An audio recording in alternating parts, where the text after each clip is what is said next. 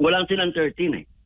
Yung pro tempore ni Sherwin, ano yun eh, it's also in an acting capacity. Wala yun. Mm. So that's a recognition they do not have the power to change the organization of the Senate that day. Ganun po yun. So, hindi legal, hindi legitimate yung mga na-create na committees until the court says it is because you have a legal existing committee. Yung pong committee ni Senator Marcoleta, yan po yung valid and legitimate. Isang paksyon po ng Blue Ribbon itong sa ilalim nga ng bagong chairman na si Senator Erwin Tulfo ay nagsabing magkakaroon ng investigasyon ulit ang Blue Ribbon sa Monday.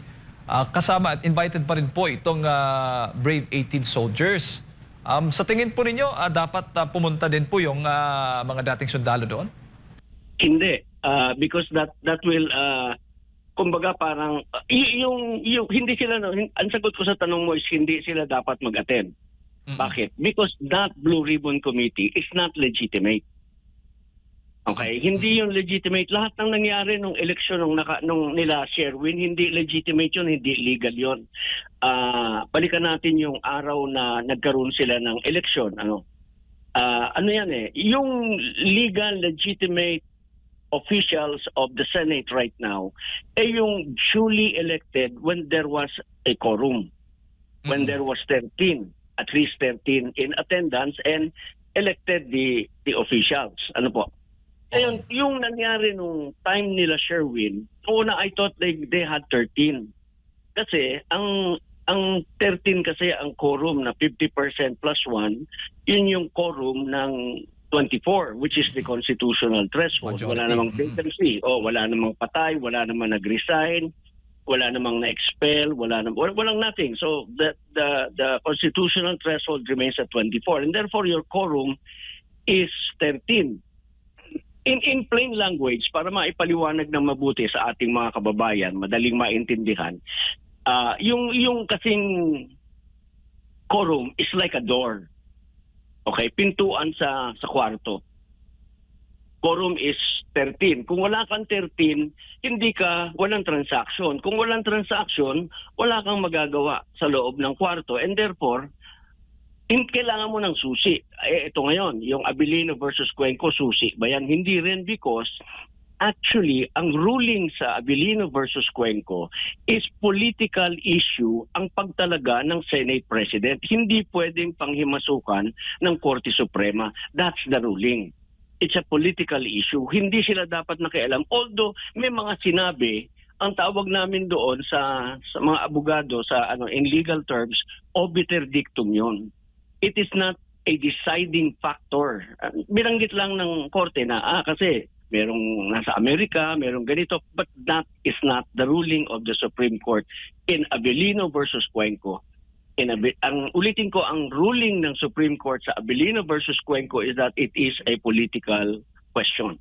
And therefore, pag sinabi mong is a political question, hindi susi yung Abilino versus Cuenco para mabuksan mo yung pinto at makagawa ka ng business inside the room.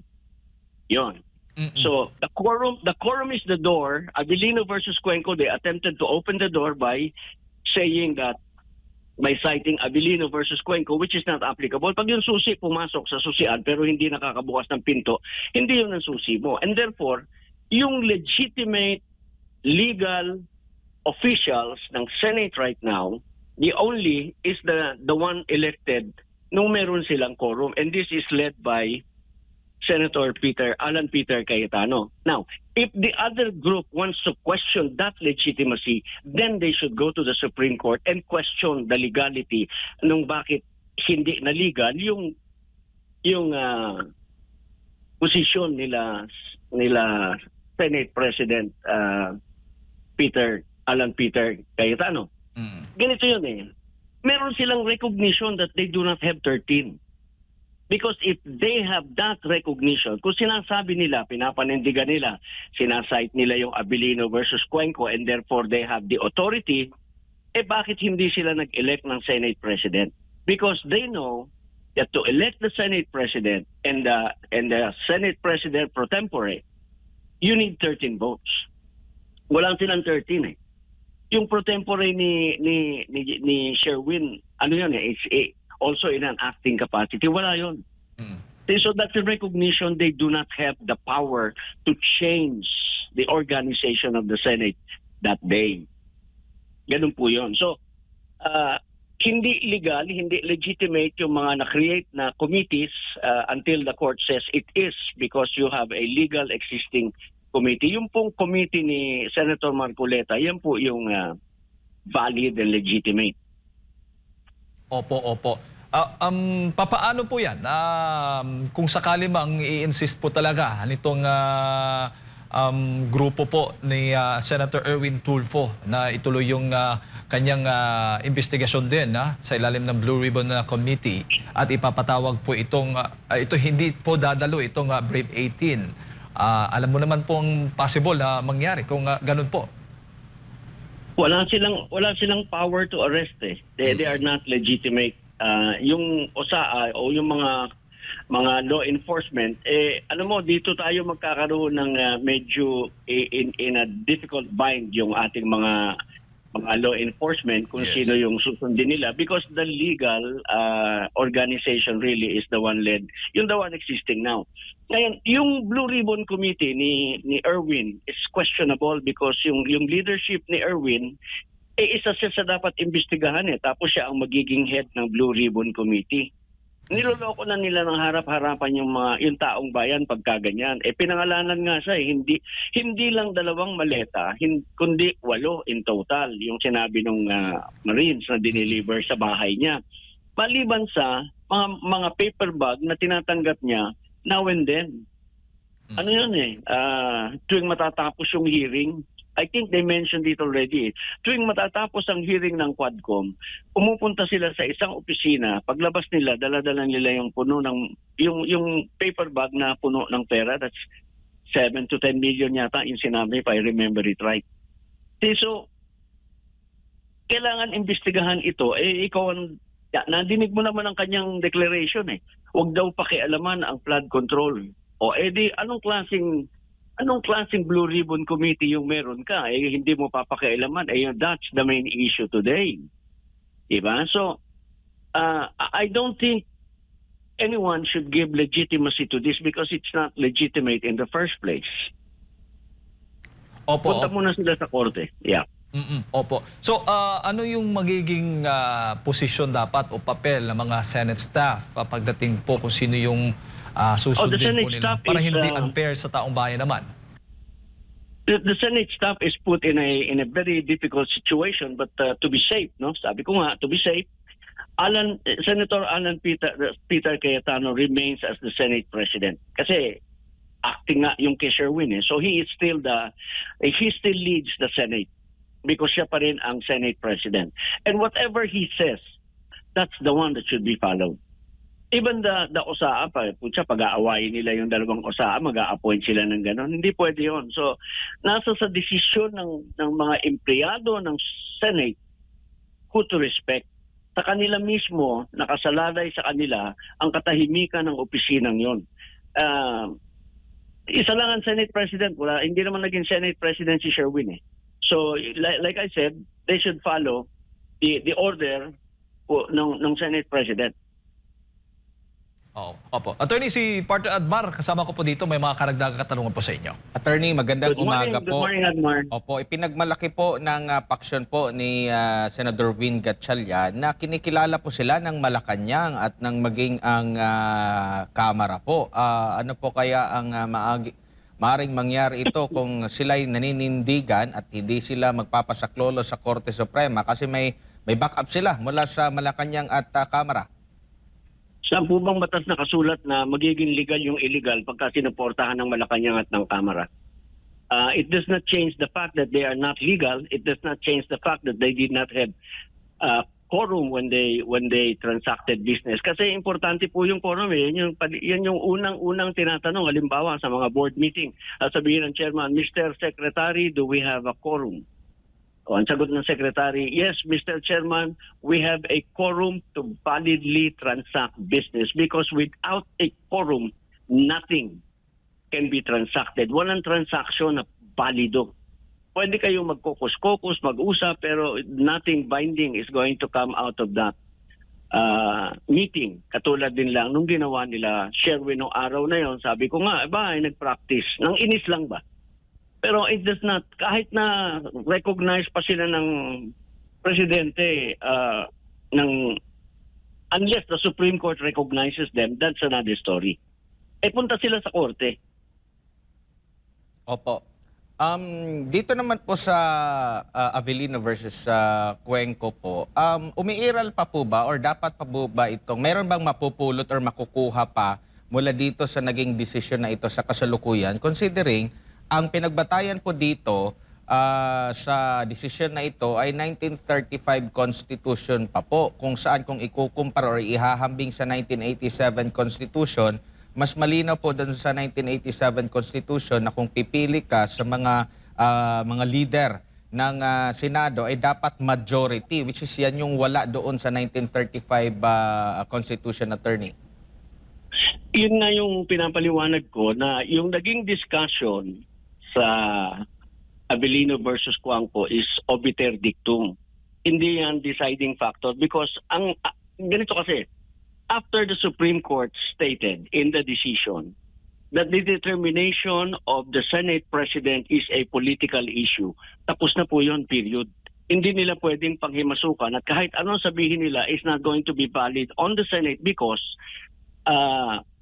obiter dictum nga po. So ang sinasabi nila, it's a political issue. Tapos na po yun, hanggang doon lang po yung usapan doon.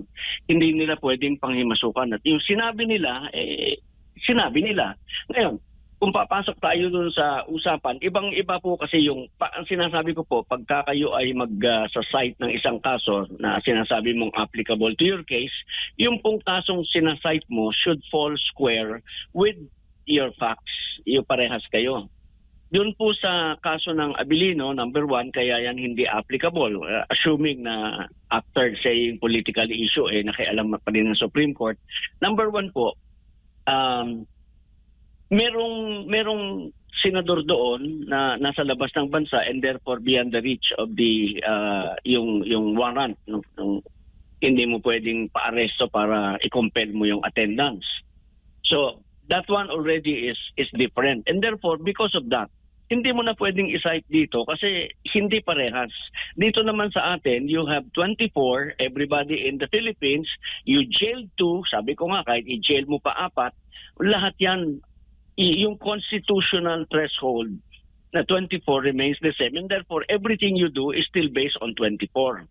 Yung kasing iniisip nila, kaya sila nang jail, ng huhuli, ginugulo nila yung bansa because they were of the erroneous premise na once na itong mga ito, inaipakulong, mapapababa natin yung threshold kasi wala silang 16.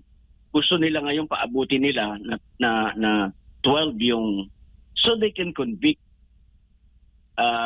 doon sa, they can render a guilty verdict doon sa impeachment ni VP Sara. That to me, right now, has been a very big distraction doon sa kasalanan ng administration because ilan lang yung pinag-uusapan natin doon, maliliit na amount milyon-milyon, ganyan. Pagkatapos mga documents doon hindi nga sufficient dahil kaya nga pilit na pinapalakas nung House Justice Committee during the time that it was there, no? So ito is a camouflage to cover up, to divert the issue dito sa flood control mess.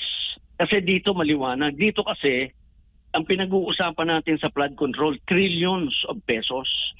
Sino na ba yung kay VP Sara tapos hindi documented? Itong trillion na nawawala, documented, may video, may witnesses, may pictures. Malinaw po no? Pagkatapos, pinag-uusapan natin yung confidential and intelligence fund ng Vice President. Magkano yung 125 million? Yung confidential and intelligence fund ng Office of the President is 4 billion every year. And every year, ubus yung 4 billion. Hindi ba sila interested na tanungin, saan mo po ba dinadala yung 4 billion? In the same manner that they were asking the Vice President, saan mo ba dinala yung 125 million? Hindi ba sila curious na alamin 4 billion po yung inuubos mo taon-taon, Mr. President. Pwede po bang ipaliwanag mo sa amin? Meron sana siyang pagkakataon nung nag-file kami ng impeachment case because we were precisely questioning that. Then mapapaliwanag niya sa taong bayan in the manner na hindi niya susunugin yung mga ahente ng gobyerno. So, yan po yung our attention have been so diverted and para mapapaniwala nila ang maraming tao manampalataya sa kanila, they have demonized the Vice President because of yung mga pinaggagawa nila, covering up the real demon in the process. Kaya sinasabi natin, tuloy natin tong flood control project para makita natin kung sino-sino mga demonyo sa ating gobyerno at matanggal natin yan so that we can have a very progressive Philippines. Imagine, for example, in a district, you have 1.3 billion flood control, budget sa flood control, and you don't see anything. Ay, my God. Diba? Opo, at sa pagkakakulong ni Senador Jinggoy Estrada, nawala po ba yung kanyang ranggo bilang senador po, attorney, at madidak na siya doon sa bilang ng mga senador po? Hindi po. They remain senators. The constitutional threshold remains at 24.